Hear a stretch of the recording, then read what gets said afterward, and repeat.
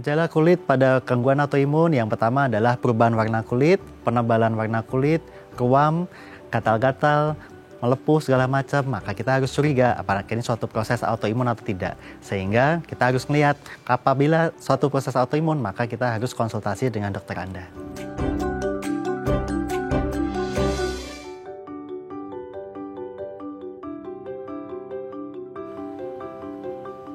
Halo pemirsa, apa kabar? Senang sekali saya Astia Dika bisa kembali menemani Anda di program talk show yang syarat informasi inspiratif, apalagi kalau bukan bincang sehati.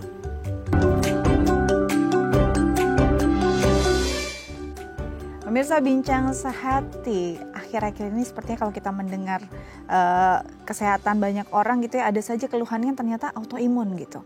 Ini kayaknya makin banyak, jenisnya juga luar biasa banyak gitu, dan bahkan bisa menyerang siapapun, usia berapapun. Nah, pertanyaannya, apa saja sih kondisi autoimun itu, bisa sembuh atau tidak? Nah, ini akan menjadi topik kita hari ini, dan kita juga akan membahas beberapa mitos atau fakta seputar autoimun bersama dokter kita yang sudah hadir bersama saya di studio. Ada Dr. Dhani Hanurdoyo SPPD, spesialis penyakit dalam dari Rumah Sakit Lira Medica Karawang. Kita sapa terlebih dahulu dokter kita hari ini. Halo dok, apa kabar? Alhamdulillah baik. Selamat datang kembali di Bincang Sehati. Sama-sama. Hari ini kita bahas tentang autoimun. Ini kayak lagi hits sebenarnya ya, karena benar-benar ternyata teman saya, keluarga saya, atau mungkin kita sendiri punya autoimun gitu ya. Tapi sebelum masuk ke topik utama, saya mau bahas dulu mitos atau fakta seputar autoimun yang mungkin selama ini masih salah kaprah nih dipahami oleh masyarakat. Baik, yang pertama adalah mitos atau fakta kalau kurang vitamin D itu bisa menyebabkan autoimun. Di Indonesia sendiri sebenarnya rata-rata kayak 80% defisiensi vitamin D gitu ya. Tapi betul sekali. Kalau dilihat lagi biasanya orang yang autoimun vitamin D-nya juga kurang banget gitu. Apakah memang ini fakta bahwa kekurangan vitamin D bisa menyebabkan autoimun? Gimana dok? Kalau ini menurut saya merupakan fakta. Fakta ya? Fakta. Oke. Kenapa dok? Jadi gini, vitamin D itu dalam tanda kutip dia akan membantu untuk menyekolahkan atau melatih sistem imun kita. Nah, ketika vitamin D kita rendah, otomatis pelatihan atau sistem pendidikan di sistem imun kita itu kan jadi nggak bagus nih. Yes. Ketika tidak bagus, akibatnya dia salah mengenali sistem sel tubuh kita yang sehat dikenali sebagai sel yang jahat. Sehingga dia akan diserang dan akan menimbulkan suatu penyakit autoimun. Jadi ketika autoimun kita tuh kurang dalam tubuh, sel-sel si imun tadi tuh jadi kayak rada oleng gitu ya. Rada nggak sekolah gitu ya. Jadi bisa menyerang sel yang sehat justru. Betul sekali. Oke, jadi salah satu cara untuk menghindari kita terkena autoimun ya memang harus mencukupi juga ya kandungan vitamin D-nya harus bagus. Oke, baik. Selanjutnya adalah mitos atau fakta dok, kalau gejala autoimun itu tergantung pada bagian tubuh yang terkena. Apakah memang demikian atau sebenarnya bisa saja nih dirasakan oleh seluruh bagian tubuh? Autoimun bisa menyerang ke seluruh organ tubuh kita, mulai dari sel otak, mulai dari sel saraf, sel ginjal, sel jantung, sel paru-paru, dan itu semua bisa terkena. Baik itu secara sendiri ataupun bersama-sama. Jadi pada beberapa kasus autoimun nih, kena sendinya tapi dengan gangguan jantung. Ini ada gangguan ginjal dengan gangguan sel darah. Jadi bisa terjadi secara sendirian atau bisa jadi secara bersamaan. Sehingga kita mengatakan sebagai penyakit autoimun itu bentukannya atau masing-masing orang tuh bisa beda-beda. Dari satu orang dengan satu orang yang lain itu bisa beda-beda. Kombinasinya bisa beda. Walaupun label misalnya lupus, dia bisa nyerangnya beda-beda gitu sekali. Ya. Atau yang lain gitu. Wah, betul sekali. Ternyata terlalu canggih nih si autoimun ya. Oke, selanjutnya adalah mitos atau fakta dok, kalau autoimun itu pasti diturunkan atau pasti menurun. Kan serem juga ya kalau kita autoimun langsung berpikir nih, aduh anak aku jangan-jangan juga. Jangan autoimun juga gitu ya. Gimana dok? Kalau menurun sebenarnya tidak. Tetapi ketika kita mempunyai orang tua yang punya riwayat autoimun, maka risikonya akan meningkat lebih tinggi dibandingkan kalau misalnya kita tidak punya orang tua yang autoimun. Nah, berapa kali lipat? Pada beberapa jurnal itu sekitar 3-5 kali lipat. 3-5 kali lipat. Jadi tidak pasti atau tidak melulu diturunkan. Betul. Tapi punya risiko lebih tinggi. Ada risikonya. Jadi kalau ke-trigger bisa aja nih ya dok ya. Betul risikonya lebih besar dari orang-orang yang tidak punya riwayat autoimun. Oke, selanjutnya adalah mitos atau fakta dok, kalau paparan bahan kimia bisa menyebabkan autoimun. Nah, paparan bahan kimia yang mana nih dok kalau memang ini fakta? Oke, ini fakta. Jadi paparan bahan kimia itu banyak faktor. Satu, mulai dari polusi bisa. Polusi baik itu di lingkungan tempat kerja kita atau di lingkungan masyarakat, itu bisa. Lalu bisa juga misal makanan kan banyak bahan kimia, itu juga bisa memicu proses autoimun. Oke, apalagi terbayang ya kalau kita kerja di area yang memang akan terus terpapar si bahan-bahan kimia yang luar biasa. Tingkat polusi yang tinggi itu ngaruh banget. Yes, betul sekali. Berarti harus benar-benar pintar ya, karena kan produk-produk juga banyak yang sekarang ada yang aman, tidak aman gitu, jangan sampai bisa menyebabkan kondisi demikian. Oke, selanjutnya yang terakhir nih dok, mitos atau fakta? Ini kayaknya jadi pertanyaan banyak orang. Stres bisa menyebabkan autoimun, benar atau enggak dok? Betul. Oh, oke. Jadi autoimun itu akan terpacu salah satunya oleh stres. Jadi stres itu akan meningkatkan proses-proses inflamasi atau peradangan di dalam tubuh kita, sehingga orang-orang yang gampang stres itu akan mudah terkena autoimun. Kebayang ya berapa banyak orang yang stres, apalagi di usia produktif, dan itu Betul. bisa aja gitu potensial untuk terkena autoimun jika stresnya tidak terkontrol. Betul. Ini banyak banget nih ya tips dari dokter dan juga info yang baru. Nah, nanti kita akan bahas lebih jauh lagi, kenalan lagi dengan si autoimun dan apakah autoimun bisa sembuh dok. Nanti kita akan bahas usai jeda ya dok ya. Oke. Pemirsa jangan kemana-mana, tetap bersama kami di Bincang Sehati.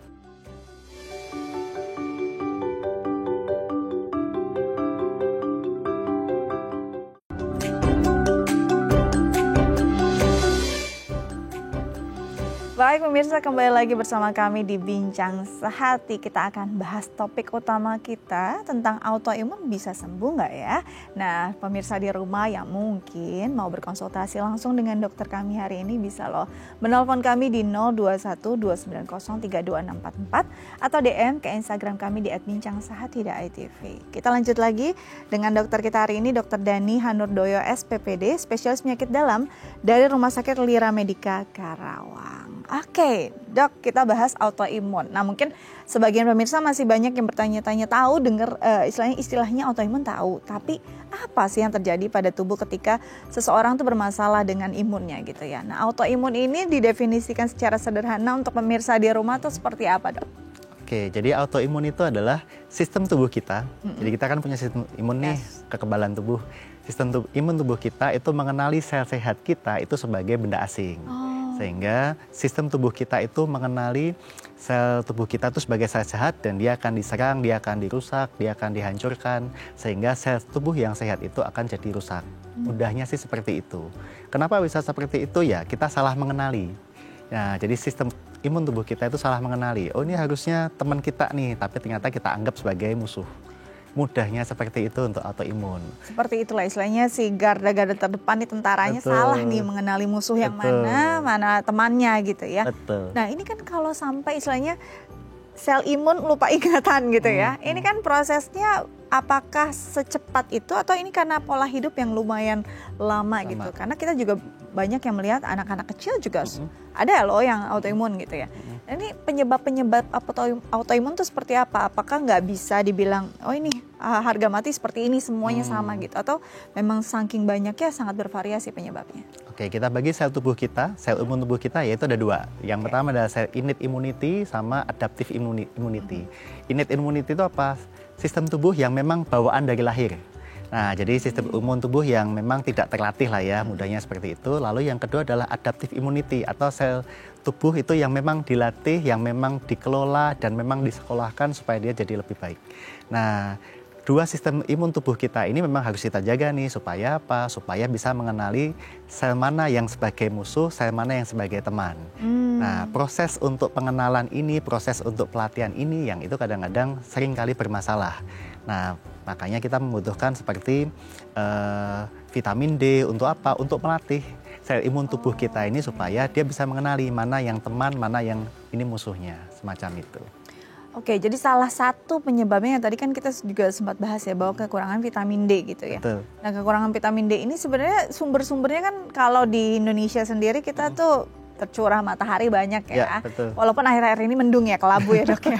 Nah ini kenapa bisa sampai orang di Indonesia yang iklimnya tropis itu rata-ratanya tuh hampir defisiensi vitamin D dok? Hampir betul sekali. Jadi penelitiannya vitamin D orang Indonesia itu sangat rendah. Yes. Dengan targetnya itu sekitar 30 sampai 100, orang Indonesia itu sekitar angka 15 sampai 20. Ada beberapa penelitian yang bilang hanya sekitar 17. Memang kita defisiensi. Kenapa bisa seperti itu? Jadi vitamin D itu secara umum kita bagi jadi dua bentuk. Yang pertama adalah bentuk yang aktif, yang kedua adalah bentuk yang tidak aktif. Jadi ketika kita makan makanan, maka kita akan mendapatkan vitamin D yang dalam bentuk tidak aktif. Itu harus diaktifasi dulu, harus dirubah dulu menjadi bentuk yang aktif. Nah, orang Indonesia itu memang vitamin D inaktifnya itu kita dapat dari makanan. Makanan yang apa? Makanan yang berhubungan dengan hewani. Mulai dari susu, keju, segala macam. Dan itu dalam tanda kutip nih, bukan makanan pokok kita. Nah, makanan pokok kita apa? Karbohidrat. Sehingga konsumsi dari vitamin D inaktif kita memang relatif rendah. Memang kita punya sinar matahari, dan sinar matahari itu digunakan untuk apa? Untuk merubah vitamin D dari yang inaktif atau yang tidak aktif menjadi vitamin D yang aktif. Itulah mengapa vitamin D orang Indonesia cenderung rendah. Kenapa? Intake makanannya kurang. Intake makanannya kurang walaupun terkena matahari. Betul sekali. Ada juga yang kena matahari, ada juga yang nggak makanannya cukup misalnya, tapi nggak kena matahari. Tapi kurang sinar matahari. Iya, itu saya dok kayaknya. Jadi memang perlu diaktifkan ya dua kombinasi ini. Nggak bisa istilahnya cuma mau pakai bagian satu aja. Saya misalnya mau suplemen aja gitu ya, atau saya mau dari makanan aja, ini rada sulit ya dok ya untuk bisa tercukupi. Sebenarnya bisa. Jadi ada preparat terbaru misalnya nih obat-obatan yang memang mengandung vitamin D yang aktif itu sudah ada. Oh, udah ada. Sudah ada. Nah, nanti tinggal kita lihat nih kadar vitamin D pasien itu berapa. Nanti kita lihat apakah pasien itu masuk ke fase yang intensif memang harus kita obati ataukah hanya cukup maintenance. Jadi ada dua fase pengobatan ketika kita mengatakan vitamin D ya. Ada fase terapi, memang kita targetnya adalah untuk menaikkan vitamin D. Yang kedua adalah maintenance. Maintenance apa? Mempertahankan supaya kadar vitamin D-nya relatif bagus. Karena kelebihan vitamin D pun juga tidak baik untuk tubuh kita. Apa yang akan terjadi dok? Jadi overekspresi dari sistem imun kita.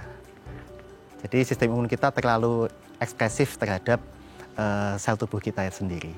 Malah jadi terlalu hiperaktif gitu kayaknya. Betul. Dok ya. Jadi target kita di angka 30 sampai 100. Nah, lalu setelah itu kita pertahankan. Itulah mengapa suplementasi vitamin D untuk terapi biasanya kita pertahankan sekitar 3 sampai 6 bulan saja.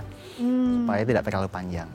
Jadi yang kurangnya nggak bagus, berlebihan juga nggak bagus. Memang secara standar idealnya saja yang memang harus dipertahankan ya dok ya. Oke, kita balik ke autoimun nih dok. Autoimun sendiri tadi kan memang si sel-sel imun ini tidak mengenali sel sehat, malah dianggapnya yaitu sebagai musuh diserang. Nah, kondisinya yang saya tahu kan banyak banget jenis autoimun dok. Mungkin dokter bisa jelaskan berapa banyak sih jenis autoimun yang ada di dunia, bahkan di Indonesia mungkin ya khususnya ya.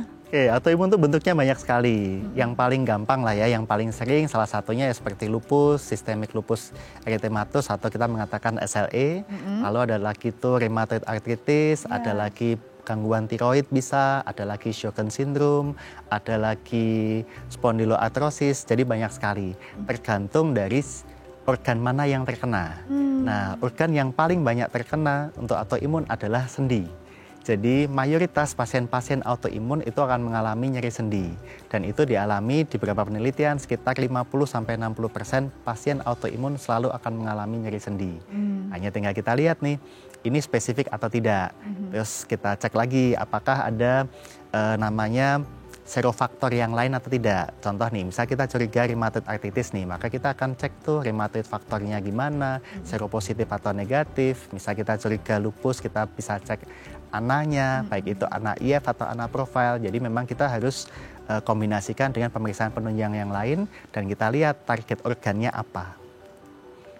Jadi ini jenisnya banyak sekali. Banyak sekali. Target organnya juga macam-macam gitu ya. Tapi kalau dari mungkin di Indonesia yang pernah dokter tangani juga ya dari pasien-pasien dokter untuk autoimun ini, istilahnya ranking 1, 2, 3-nya tuh di Indonesia apa dok?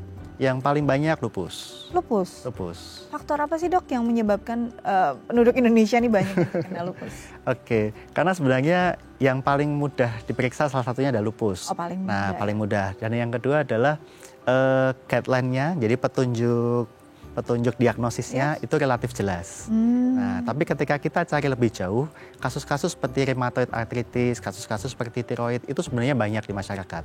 Jadi gangguan autoimun itu biasanya dipikirkan oleh dokter atau pasien itu sebagai opsi kesekian dari penyakit yang lain. Jadi setelah tidak ketemu penyakit-penyakit, oh dicek autoimunnya, oh ternyata autoimunnya positif nih. Berarti memang autoimun itu biasanya biasanya tidak dijadikan sebagai first diagnosis, tapi biasanya sebagai second atau third diagnosis. Berarti dicari dulu nih istilahnya penyakit-penyakit yang lebih common lah ya gitu. Betul. Ya. Ketika tidak di tes ini aman-aman saja, mulai masuklah ke autoimun. Berarti gejalanya sangat bias dong, Dok? Gejalanya sangat bias sekali, dan kadang-kadang pasien datang dengan gejala yang tidak jelas juga dan multiple organ berubah-ubah, dan mungkin pasien sudah keliling ke beberapa macam dokter, oh enggak ketemu-ketemu ya penyakitnya ya, oh, ternyata dicek autoimunnya positif. Oke, gejala yang paling khas deh dok, yang mungkin ya sebuah penyakit pasti kan punya labeling, punya tanda gitu lah ya. Iya, tanda-tanda yang paling jelas sebenarnya. Misalnya kayak untuk lupus deh, lupus atau rheumatoid arthritis yang memang dua besar lah ya di Indonesia. Betul. Untuk lupus apa dok gejalanya? Oke, yang jelas yang harus kita curigai dulu, pasien apa yang kemungkinan besar nih curiga lupus gitu ya. Nomor 1 adalah wanita. Perempuan. Betul, jadi wanita dan laki-laki itu resiko autoimunnya sekitar 3:1. 3:1, perempuan 3, laki-laki 1. Betul, jadi autoimun itu lebih banyak terjadi pada wanita. Yang kedua adalah kalau untuk lupus, pasien-pasien pada usia dewasa muda. Jadi usia sekitar 18 sampai 40 tahun. Dan yang ketiga adalah pasien dengan gejala yang multiple organ. Jadi ibaratnya gini, contoh misal kita pasien batuk gitu ya, pasien batuk. Oh ini batuk aja nih, hanya masalah paru-paru saja. Tapi ternyata kok kita cek urinnya, ternyata kok ada proteinnya positif. Nah berarti kan ini ada 2 organ yang terkena. Kita harus curiga nih, oh jangan-jangan dia autoimun, jangan-jangan ini satu kesatuan penyakit antara gangguan paru-parunya dengan gangguan ginjalnya. Jadi ketika mengenai lebih dari 1 organ, ya kita harus curiga, oh ini autoimun atau bukan. Jadi wanita itu memang risiko tinggi untuk terkena penyakit autoimun. Oke, wanita nih ya, terlalu ada beberapa organ yang terkena gitu ya, tapi betul tidak sekali. Menegak diagnosis di organ di penyakit tertentu gitu ya. Betul. Ini mulai jadi hal yang perlu dicurigai. Betul. Nah, yang dirasakan pasien yang paling khas apa? Tadi apakah nyeri-nyeri sendi tadi itu berlaku pada semua autoimun atau gimana, Dok? Oke, yang paling khas sebenarnya adalah nyeri sendi. Nyeri sendi itu berlaku sekitar 50-60% pasien autoimun selalu akan mengalami nyeri sendi. Lalu yang kedua, gangguan kulit itu sering terjadi pada pasien-pasien autoimun. Entah itu berupa ruam malar, ruam diskoid segala macam. Jadi kadang-kadang ada tanda kemerahan di bagian pipi atau di bagian kulit manapun, atau penebalan di kulit itu bisa juga yang paling sering terlewatkan adalah proteinuri namanya. Proteinuri itu apa? Jadi ketika kita periksa urin, ternyata ada proteinnya di situ. Karena protein itu kan ibaratnya suatu molekul yang besar yang seharusnya tidak keluar lewat urin. Nah, dan biasanya muncul ketika apa? Ketika kita medical check up. Nah, pada usia-usia ya 30-40 tahun kan kita sering tuh medical check up, kita cek urinnya kok ternyata proteinnya positif. Nah, kita harus curiga nih ada yang lain. Kadang-kadang lagi yang sering terjadi adalah pasien anemia berulang. Jadi tiba-tiba HB-nya kok cuma 9, kok cuma 10, tapi tanpa sebab yang jelas, pasien tidak ada pendarahan. Nah kita akan curiga nih, oh jangan-jangan ini ada proses autoimun. Jadi ketika kita cari lebih jauh, memang autoimun itu sebenarnya banyak, tapi ya hanya seperti fenomena gunung es saja, hanya ketahuan sedikit, dan itu rata-rata ketahuan yang sudah gejala yang berat. Berat ya? Betul. Karena hampir berpindah-pindah juga gitu ya dok ya? Dan autoimun itu kalau misalnya kita lihat nih, itu kita bagi jadi 3 lah, yang paling gampang lah ya. Apakah gejala ringan atau asimptomatik, yang kedua gejala sedang, yang ketiga gejala berat. Yang gejala asimptomatik atau tanpa gejala atau gejala ringan itu sekitar 80%. Jadi kebanyakan memang asimptomatik tanpa gejala atau gejala ringan. 10-15% itu gejala sedang, yang berat itu hanya 5%. Jadi rata-rata memang pasien datang itu sudah dalam kondisi yang gejala sedang atau gejala berat. Jadi misalnya nih kita random nih satu tempat gitu ya, perusahaan tempat kita kerja ada 100 wanita, kita cek autoimunnya secara lengkap gitu ya. Mungkin sekitar 50% pasien itu autoimun.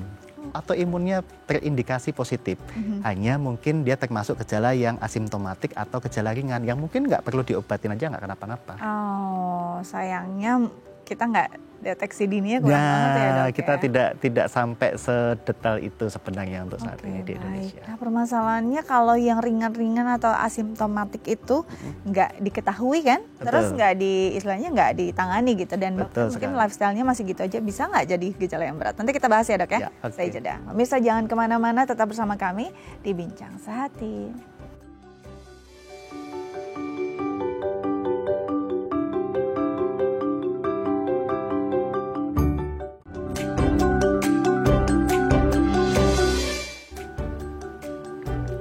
Baik pemirsa, kembali lagi bersama kami di Bincang Sehati. Kita masih bahas tentang autoimun, bisa sembuh nggak ya? Dan bagi pemirsa di rumah yang mungkin punya pertanyaan terkait tema kita hari ini, boleh menelpon kami di 021 290 32644 atau DM ke Instagram kami di @bincangsehati.itv. Kita lanjut lagi dengan Dr. Dhani Hanurdoyo, SPPD, spesialis penyakit dalam dari Rumah Sakit Lira Medica Karawang. Oke, tadi sebelum habis segmen dan jeda kita bahas bahwa banyak ternyata orang-orang yang sebenarnya punya autoimun tapi asimptomatik ataupun mungkin gejala ringan yang abai saja. Tapi kan karena deteksi dininya kita rendah sekali gitu ya dok ya, mungkin saja orang-orang yang punya autoimun yang hampir nggak ada gejala atau bahkan gejala ringan ini nggak menyadari gitu. Bisa nggak karena kita nggak sadar, otomatis kita nggak jaga kesehatan dengan cermat gitu ya. Ini akhirnya bisa bergeser jadi autoimun yang lumayan berat gitu. Oke, bisa. Bisa ya? Bisa. Jadi salah satu, jadi gini, kita bagi dulu autoimun itu kan ada 2 fase ya. Yang pertama adalah fase namanya sembuh atau remisi. Jadi pasiennya baik-baik aja, ini pasiennya tidak ada keluhan sama sekali atau keluhan yang masih ringan lah ya. Itu namanya fase remisi. Lalu yang kedua adalah fase kambuh atau flare. Nah, pasien biasanya akan datang dalam kondisi flare. Nah, salah satu penyebab flare itu banyak, mulai dari infeksi. Nah, infeksi ini ya yang paling mudah ya batuk pilek, flu segala macam, infeksi saluran kencing, bahkan juga namanya inflamasi kronis. Jadi inflamasi kronis itu seperti obesitas, stres segala macam itu kan masuk inflamasi kronis ya. Dan itu bisa membuat proses autoimun atau penyakit autoimun yang awalnya itu tidak kambuh jadi kambuh atau flare. Jadi flare ya, karena bisa aja ada trigger-triggernya tadi ya dok. Betul, ada triggernya. Apalagi kalau yang stres. Nah ini menarik sih, ketika stres ini sebenarnya apa sih yang menyebabkan seseorang bisa punya, bisa flare gitu di saat seseorang stres? Apakah ada zat-zat tertentu yang dilempaskan oleh tubuh yang stres atau gimana dok? Oke, ketika stres itu akan namanya merangsang suatu proses inflamasi. Nah, inflamasi itu ada namanya mediator inflamasi atau sinyal inflamasi. Nah, sinyal inflamasi itu ada banyak sekali, mulai dari IL-1, IL-6, TNF-alpha. Nah, ketika kita dalam kondisi stres, hormon-hormon atau mediator inflamasi itu akan meningkat. Nah, ketika peningkatan itu akan menyebabkan flare dari suatu proses autoimun. Jadi, ketika kita stres, maka hormon proinflamasi atau mediator proinflamasi kita itu pasti akan meningkat. Jadi ketika stresnya mereda, ini bisa sembuh dengan sendirinya harusnya? Betul. Oke, permasalahannya ngilangin stres lebih sulit kayak daripada ngilangin batuk pilek ya dok ya? Obatnya rada susah ya? Agak susah. Contoh misal kita baru stres nih, kenapa kok ketika kita stres, kita makannya cuma sedikit, tapi kok tambah gemuk? Nah, salah satunya adalah hormon kortisol kita meningkat. Ketika hormon kortisol kita meningkat, ya otomatis resistensi insulin kita juga pasti akan meningkat. Nah, di situ akan merangsang suatu proses inflamasi. Jadi stres itu akan merangsang suatu proses inflamasi. Karena banyak orang kayak saya makannya dikit kok ya gitu ya, tapi kok ini terus aja gitu ya. Nafas saya jadi daging kayak itu yang bisa terjadi ya karena si stres tadi. Dan akhirnya punya ambang nyeri juga jadi menurun ya gitu ya. Istilahnya badan kita bisa merasakan nyeri hebat padahal mungkin tidak sebegitunya gitu ya kondisi yang terjadi. Oke, tadi balik lagi nih dok, bahwa hal yang paling sederhana yang bisa dirasakan adalah nyeri-nyeri sendi. Nyeri sendi kan bisa terjadi karena ada trauma juga gitu ya. Ini yang membedakan, ini nggak ada trauma terus nyeri gitu. Area sendi mana yang paling digemari gitu ya untuk bisa ya mungkin terasa tidak nyaman atau mungkin ada inflamasi untuk orang-orang yang punya autoimun? Oke. Sendi yang paling sering terkena itu sendi jari tangan. Jadi ketika kita ada pasien nyeri sendi jari tangan, pasien usia muda, wanita, maka kita akan curiga nih apakah ada suatu peradangan atau tidak di situ. Teknik yang paling mudah adalah kita lihat apakah ada peradangan, bengkak atau tidak, nyeri atau tidak. Lalu yang kita lihat adalah frekuensi kambuhnya seperti apa. Nah, ketika frekuensi kambuhnya itu terlalu sering ataupun mungkin berpindah-pindah tempat, nah kita harus curiga nih, oh jangan-jangan ini proses autoimun nih. Sehingga kita harus melihat apakah ini sendinya khas atau tidak. Contoh yang lain misal nyeri sendi di daerah kaki. Itu kan predileksinya atau penyebab yang paling sering asam urat nih. Dan kita untuk men-skip asam uratnya mudah. Kita cuma tinggal cek asam uratnya, selesai masalah. Oh kita cek asam uratnya, oh asam uratnya bagus nih, kok ternyata nggak ada masalah. Oh ya kita akan mikirkan itu suatu proses autoimun. Kalau kita mau lebih dalam lagi, kita bisa cek namanya pemeriksaan CRP atau LED. Jadi kita suatu pemeriksaan protein fase aktif, sehingga kita tahu nih, oh apakah peradangan sendi ini aktif atau tidak. Ketika peradangan sendinya aktif, kita akan harus mencari ini penyebabnya apa. Apakah autoimun, apakah bentuknya rheumatoid arthritis, ataukah hanya satu bagian dari lupus, ataukah yang lain. Bahkan bisa jadi suatu namanya overlapping syndrome. Jadi overlapping syndrome itu beberapa kasus autoimun yang terjadi secara bersamaan, tapi gejalanya tidak khas untuk salah satu penyakit autoimun. Wow, serem juga ya kalau ini. Jadi kayak kombinasi bisa banyak. Kombinasinya bisa wajahnya banyak ya sekali. 1000 wajah tadinya. Betul sekali. Oke, dan ini kalau nyeri sendi yang autoimun, apakah dia bisa terlihat secara fisik? Misalnya ada bengkaknya, merahnya, atau bisa yang nyeri aja gitu tanpa ada kondisi yang berubah? Untuk fase awal biasanya tidak terlihat, hanya pasien merasakan nyeri atau apa segala macam. Tetapi ketika sudah fase yang lanjut, itu kadang-kadang bisa sampai terjadi deformitas sendi. Deformitas sendi itu perubahan bentuk sendi. Jadi contoh nih, misal tangan kita bentuk kita seperti ini, itu kadang-kadang bentuknya bisa menjadi kayak swan, jadi kayak seperti bebek itu. Oh, jadi berubah ya? Dan itu sangat terlihat lah secara fisik ya. Cuma kadang-kadang untuk sampai ke fase deformitas sendiri itu memang butuh waktu. Dan ini hampir terjadi di sebagian besar penyandang autoimun juga ya dok ya? Betul sekali. Oke. Tergantung bentuknya apa. Sehingga ketika kita ketemu pasien autoimun, langkah pertama yang kita lakukan adalah memitigasi dulu organ apa nih yang terkena. Apakah sendinya, apakah paru-parunya, apakah jantungnya, apakah ginjalnya. Kita harus ngecekin dulu supaya apa? Supaya kita akan fokus, oh ini yang harus kita evaluasi tuh ini gitu. Berarti tesnya banyak dong dok? Tesnya banyak. Nah boleh dijelasin nggak tesnya apa aja sih untuk bisa menegakkan diagnosis pasien tersebut ada di autoimun jenis apa? Oke, yang pertama adalah gejala klinis tadi sudah ya. Betul. Yang kedua untuk pemeriksaan penunjangnya, yang paling mudah itu ada kita cek namanya anates. Nah anates itu untuk screening awal kita bisa cek namanya ANA-IF. Nah dari ANA-IF kita akan tahu tuh titernya seberapa, pengencerannya seberapa. Tetapi harus kita lihat ketika pengencerannya itu tidak terlalu pekat. Jadi kan ada 0, ada 1/80, ada 1/160, ada 1/320. Ketika tidak terlalu pekat hanya 1/80 atau 1/160, kita harus memikirkan apakah ada penyakit yang lain atau tidak. Karena positif palsunya relatif tinggi. Positif palsu itu jadi tampak positif secara hasil lab, tapi ternyata sebenarnya negatif. Sehingga kita akan cek ulang tuh di 3 bulan atau 6 bulan selanjutnya. Lalu pemeriksaan kedua yang bisa kita lakukan itu namanya ANA profile. Jadi kita sudah profiling tuh. Jadi nanti bentuk pemeriksaannya atau bentuk hasilnya itu seperti diagram. Jadi kita akan tahu tuh, oh ini tuh ada ininya nih, oh ini ada anti SCL-nya, oh ini ada anti SO-nya. Di situ akan kelihatan. Nah, di tabel bawah itu biasanya sudah muncul tuh, oh ini penyakit yang rata-rata muncul untuk antigen ini, oh itu multiple sclerosis, oh ini systemic sclerosis, oh ini lupus. Itu akan kelihatan dari ANA profile. Biasanya kita akan mengerjakan ANA-IF terlebih dahulu. Nah nanti ketika ANA-IF-nya positif dan gejalanya positif, maka kita akan profiling dengan ANA profile. Lalu yang ketiga yang sering kita lakukan pemeriksaan protein fase aktif. Fase aktif itu bisa berupa CRP, bisa berupa LED.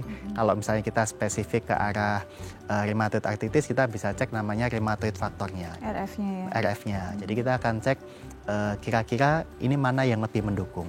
Tetapi yang paling mudah atau yang paling gampang lah ya untuk kita kita profiling ya Ana Profile. Cuma kan harganya lumayan ya. Ya, betul. Harganya lumayan. Permasalahan juga bisa saja tidak terlihat di satu kali pemeriksaan gitu ya dok ya? Betul. Dan misalnya diperiksa negatif atau mungkin tidak terprofil, tapi simptomnya masih ada, apakah akan diulang nantinya di beberapa? Biasanya akan diulang, terutama untuk anak IF biasanya kita ulang sekitar 3-6 bulan, 6 bulan sekali. 3-6 bulan sekali. Dan ada beberapa pemeriksaan yang sebenarnya sepele, yang gampang, yang sering kita lakukan, yang mungkin sering kita dapatkan ketika medical check up, yaitu pemeriksaan darah rutin dan urin rutin. Nah, kadang-kadang kita menyepelekan ya dua pemeriksaan ini. Cuma dicek HB, cuma dicek leukosit, cuma dicek urin. Padahal makna klinisnya sangat banyak sekali. Nah, kadang-kadang pasien sebenarnya HB-nya sudah di angka 10,1 gitu ya. Tapi tidak ada gejala apa-apa, pasiennya baik-baik aja, nggak ada keluhan lemas segala macam. Tapi ketika kita cek HB-nya ternyata HB-nya rendah. Begitupun pemeriksaan urin, ketika kita cek urin kok ternyata protein urinnya positif, entah itu positif 1 atau positif 2, kita harus sangat warning nih. Oh berarti protein dengan berat molekul segede itu aja bisa keluar lewat urin, berarti ada sesuatu. Maka kita harus melakukan pengulangan apakah ini memang betul-betul protein uri, protein yang keluar ataukah yang lain. Karena kadang-kadang dalam kondisi infeksi saluran kencing, protein itu juga bisa keluar. Oke, jadi pemeriksaan yang sederhana seperti darah rutin atau urin rutin itu sebaiknya tidak terlewatkan. Jangan-jangan gini, kita cuma mikirnya, oh anak nih, oh cek Ana Profile nih, cek CRP, tapi ternyata kita terlewat untuk pemeriksaan darah rutin ataupun urin rutin. Karena walaupun itu sederhana dan sering sekali kita lakukan gitu ya, tapi ternyata bisa jadi satu petunjuk yang benar-benar akurat gitu, karena mungkin aja nih anak IF-nya atau anak profilnya belum terlihat, tapi dari pemeriksaan darah rutin itu bisa jadi satu jalur lah ke arah sana ya. Oke, makin jelas nih. Nanti kita akan bahas lebih jauh pengobatannya seperti apa sih. Tapi usai jeda ya, pemirsa jangan kemana-mana. Tetap bersama kami di Bincang Sehati.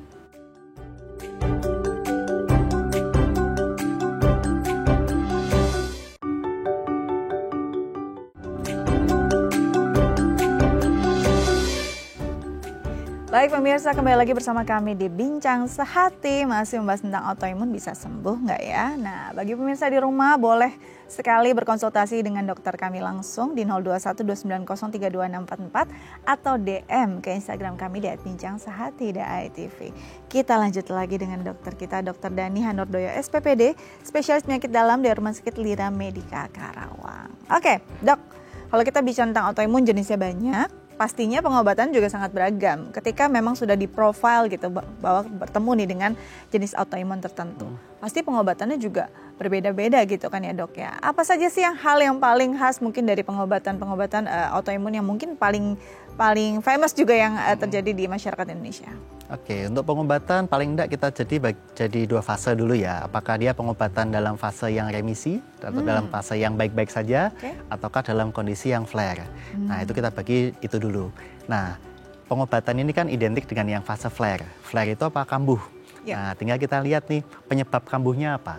Kalau misalnya penyebab kambuhnya adalah infeksi, ya nomor satu adalah kendali infeksinya. Misalnya nih pasien ada pneumonia, flu batuk pilek, bronkitis, atau infeksi saluran kencing, maka kita harus mengendalikan infeksinya tersebut. Itu poin pertama.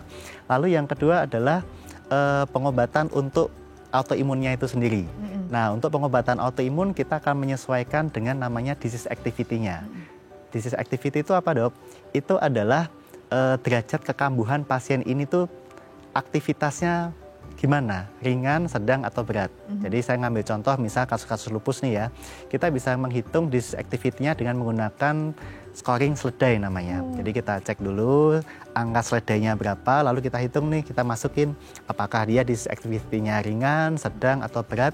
Nanti obat akan menyesuaikan dengan disease activity tersebut.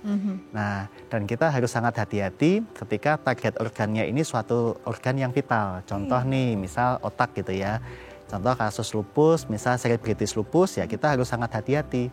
Soalnya ketika kita tidak cepat untuk memberikan obat-obatan untuk selebritis lupus, maka resiko kerusakan otak akan cenderung permanen. Dan kan ya suatu hal yang sangat kasihan juga untuk pasien ya ketika ada kerusakan organ yang sifatnya permanen. Oke, mungkin ketika kerusakan organnya di organ yang masih bisa ditoleransi, mungkin seperti ginjal segala macam, mungkin tidak terlalu kelihatan. Tapi ketika otak itu kan sangat vital sekali. Iya, betul. Jadi kita akan menyesuaikan pengobatan sesuai dengan disease activity-nya tersebut.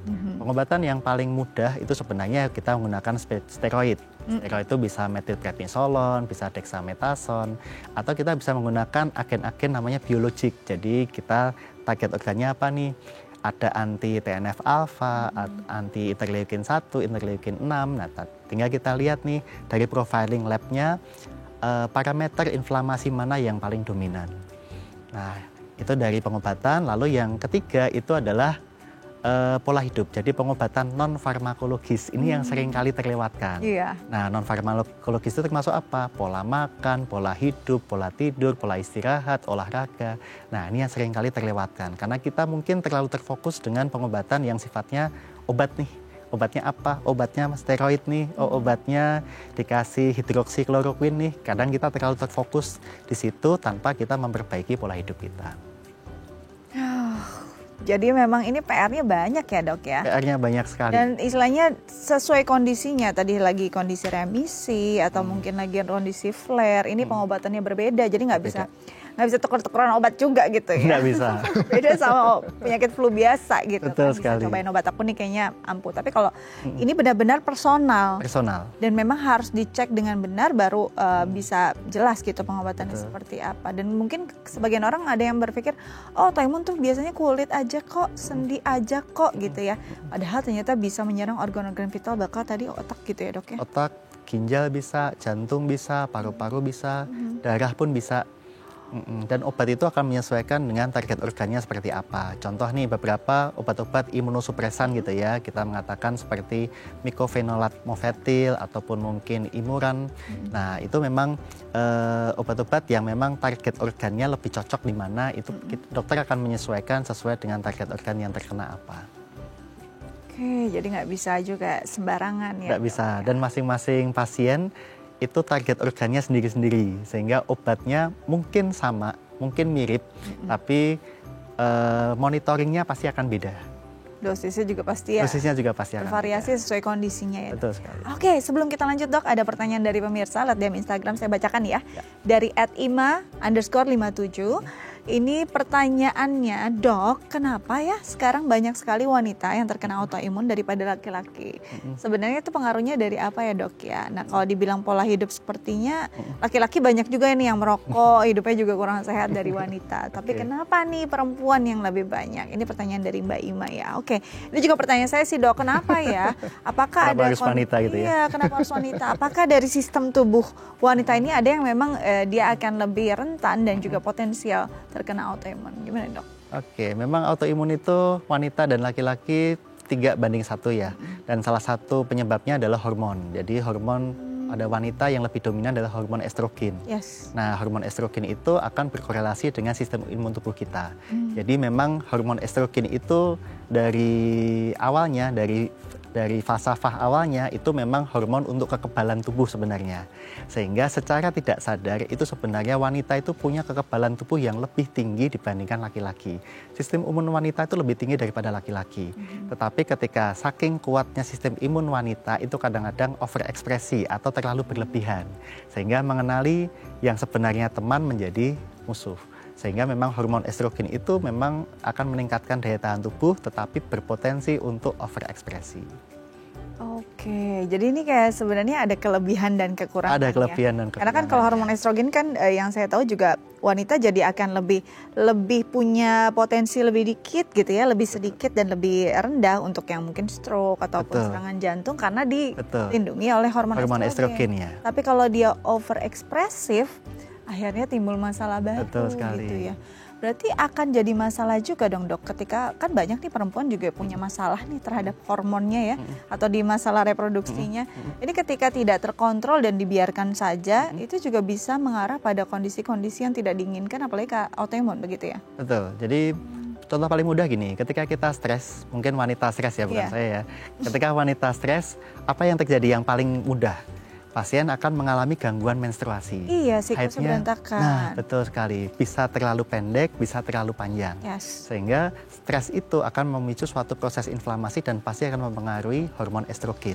Sehingga hormon estrogen itu dia memang untuk memproteksi, termasuk tadi betul yang dikatakan memproteksi dari gangguan kardiovaskuler, tapi ya memang efek sampingnya adalah overekspresi dari sistem imun tubuh kita.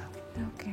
Jadi itu yang bisa terjadi ya, kenapa mungkin banyak pertanyaan, kok nggak adil sih gitu ya. Perempuan lebih banyak potensi terkena autoimun gitu ya. Karena memang kita punya hormon yang ya dua sisi mata uang, bisa sangat membantu atau mungkin sebaliknya. Oke, pertanyaan besarnya, bisa sembuh nggak sih autoimun ini? Tapi setelah jeda ya dok ya. Siap. Pemirsa jangan kemana-mana, tetap bersama kami di Bincang Sehati.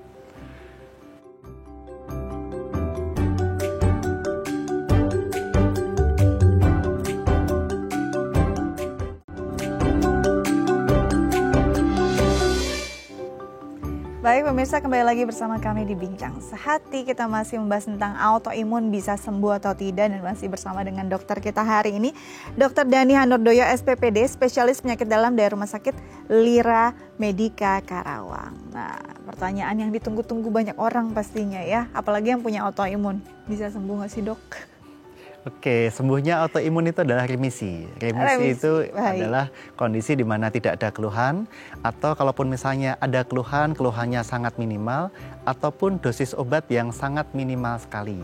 Jadi kita mengatakan sebagai dosis obat yang minimal itu biasanya pada beberapa literatur ya, itu penggunaan steroid seperti metilprednisolon di bawah 5 mg per hari itu sudah termasuk rendah sekali, atau hanya menggunakan imunosupresan yang kecil, salah satunya adalah hidroksikloroquine, itu sebenarnya sudah termasuk fase remisi. Jadi target kita adalah mencapai fase remisi lalu memperpanjang fase remisi tersebut. Jadi ketika pasien nih terdiagnosis autoimun tapi fase remisinya panjang, semakin panjang itu berarti semakin baik. Pertanyaannya lagi nih dok, orang yang paling takut tuh minum obat tiap hari dok. Nah kalau memang fase remisinya masih harus konsumsi obat ini, berarti seumur hidup kah atau gimana? Untuk obat paling enggak kita bisa namanya titrasi dos. Jadi kita turunkan dosisnya sampai dosis yang minimal, bahkan apakah bisa lepas obat? Bisa. Contoh nih, kita pakai metilprednisolon awalnya mulai dari dosis 8, kita turunkan 4 mili. 4 mili kok ternyata responnya bagus ya. Kita turunkan lagi 4 mili, tapi mungkin tidak tiap hari, alternate day, jadi mungkin Senin, Rabu, Jumat. Nah nanti kalau misalnya sudah mulai bisa nih di angka segitu, nanti bisa kita kurangin lagi. Jadi memang kita pasti akan mencari dosis yang paling minimal. Nah lalu yang kedua yang sering terlewatkan adalah merubah pola hidup. Nah seringkali itu kita hanya terfokus dengan obatnya apa, tetapi lupa bahwa inflamasi kronis, apakah itu berupa obesitas, apakah itu berupa pola makan yang kurang bagus, itu memang harus kita rubah. Misalnya nih, pasien dengan obes nih, gemuk gitu ya, ya selama kita tidak olahraga, selama kita tidak ngurangin konsumsi makanan yang berlemak berminyak, selama kita nggak nurunin berat badan, ya otomatis inflamasi kronis termasuk autoimun ya pasti akan tetap terjadi. Jadi olahraga, pola hidup sehat itu suatu hal yang sangat penting pada proses autoimun. Ada nggak sih makanan-makanan yang memang sangat dianjurkan ini untuk pasien autoimun, atau justru harus dihindari? Kan seperti beberapa orang autoimun nggak mau ada glutennya, atau mungkin tepung-tepungan akan bisa membuat flare-nya lebih cepat, atau gimana dok? Ada yang perlu dihindari dan dianjurkan nggak? Untuk yang dianjurkan paling enggak makanan yang tinggi antioksidan. Nah, antioksidan itu ya sayuran, buah-buahan, terutama kalau buah-buahan yang cari yang berwarna kuning atau yang berwarna orange atau berwarna merah. Itu kan vitamin C, vitamin D, vitamin E-nya kan lumayan tinggi tuh. Nah, kita bisa konsumsi dari situ. Kalau sayuran, beberapa sayuran yang bagus seperti brokoli. Nah, itu suatu sayuran yang memang antioksidannya tinggi. Jadi kita kan targetnya adalah kalau kita melawan inflamasi, maka kita harus melawan dengan anti-inflamasi. Nah salah satunya adalah antioksidan. Nah antioksidan itu kita dapat dari mana? Dari buah dan sayur. Itu makanan-makanan yang memang dianjurkan nih ya. Betul. Makanan-makanan yang kalau bisa dihindari itu apa dok? Benar nggak sih tepung-tepungan itu? Betul, karena gini, beberapa makanan terutama lemak, karbohidrat itu ketika dia terlalu berlebihan maka dia akan merangsang suatu proses inflamasi. Jadi gluten, karbohidrat, ketika usia kita makin naik, otomatis sebaiknya memang harus mulai dikurangi. Soalnya kemampuan tubuh kita untuk mengelola gluten, mengelola karbohidrat itu akan semakin turun. Karena endingnya apa? Gulanya naik, inflamasinya terjadi. Nah, padahal salah satu cara untuk menanggulangi autoimun adalah mengendalikan suatu proses inflamasi tersebut. Betul sekali, permasalahannya makanan-makanan yang Itu yang enak. Ya, yang dianjurkan untuk dihindari, bukan dianjurkan untuk dimakan, itu yang paling enak gitu ya, Betul Dok ya. sekali. Kadang-kadang kita walaupun makanan pokok kita nasi, susah kita terlepas dari mie, roti dan segala macam sekali. ya, karena paling simpel dan enak dimakan. Betul. Nah, ini juga mungkin kan tadi diperlukan juga selain memang makanan, tapi juga mengaktifkannya. Ini kan mungkin perlu ada matahari atau mungkin juga perlu olahraga nggak sih, Dok, untuk kadang-kadang orang sakit tuh langsung berpikir jangan banyak gerak gitu ya. Sebenarnya untuk pasien autoimun olahraga itu seberapa penting? Olahraga sangat penting. Jadi olahraga itu yang kita cari kan ada beberapa nih. Yang pertama adalah indoor atau outdoor. Karena olahraga indoor dan outdoor itu suatu hal yang sangat berbeda sekali. Ketika kita outdoor, kita memang kita dapat sinar matahari nih, tapi banyak resiko. Resikonya apa? Resikonya polusi, resikonya ya paparan yang lain. Tetapi ketika indoor, lebih aman nih terhadap polusi, tetapi kita tidak mendapatkan paparan sinar matahari. Sehingga kita harus mulai balance tuh di situ. Lalu yang kedua adalah durasi dan frekuensi. Nah, ini yang kadang-kadang kita terlewatkan. Oh, kita sudah olahraga nih tiap hari, tapi ternyata over. Ternyata berlebihan dan menyebabkan otot kita capek. Nah, padahal otot yang capek itu justru akan merangsang inflamasi. Sehingga ketika kita olahraga disarankan untuk yang low intensity atau moderate intensity. Jadi bukan yang terlalu keras lah ya, tetapi kita moderate intensity tapi jumlahnya atau durasinya lebih panjang. Oke. Nah, ini mungkin singkat saja terakhir ya. Kadang banyak yang bilang bahwa autoimun itu musuhnya matahari juga gitu ya. Bisa flare kalau kena matahari. Gimana nih, Dok? Apa yang harus dihindari atau mungkin ada frekuensi yang harus dijaga? Oke, yang pertama adalah waktu. Jadi sinar matahari itu kan tergantung waktunya. Jadi sinar matahari pagi sama sinar matahari ketika siang hari itu kan sinar ultravioletnya akan beda. Nah, panjang gelombangnya kan pasti akan berbeda. Sehingga usahakan ketika kita mau olahraga di luar untuk pasien-pasien autoimun, usahakan pada waktu pagi hari. Tetapi ketika pada waktu siang hari dengan sinar ultraviolet yang lebih bermasalah, nah maka kita harus menghindari.